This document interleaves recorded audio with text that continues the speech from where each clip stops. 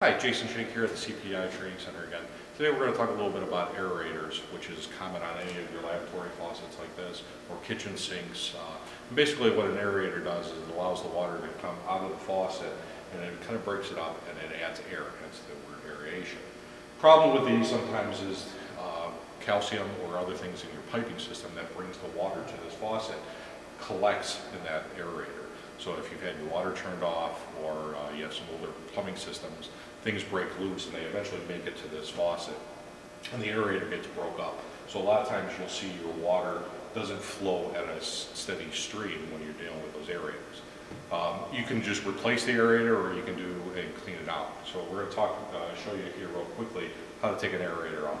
A lot of times an aerator down here, again, righty-tighty, lefty-loosey, if it hasn't been taken out for a while, you can't hand tighten it. It's usually frozen up in there. Again, this is a chrome piece, and if I use my pair of pliers, you can see the pliers have ridges on them. That's going to mar and scar that up, and that's going to do you no good because it's not going to look nice. So if you want to plan on just cleaning this and putting it back in there, and you don't want to scar up your chrome, you can put a little rag, I would say a rag and not a paper towel or anything. Put it on there and churn on that. That way you're not grinding up any of your chrome finish. So then once you break it loose, you can usually take it out by hand tight. Take it out by your hand. Once that happens, you can see how, I'm going to turn this on slowly, you can see that the water goes all over the place. That's what the aerator does. It controls that flow so it doesn't go all over the place.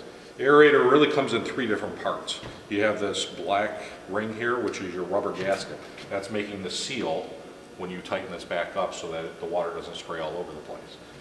Again, when you're doing this, you want to pull that pop up so you don't drop anything down there. Then you have the actual aeration part. So the water will actually come in this way, gets aerated out, and then it exits out this way.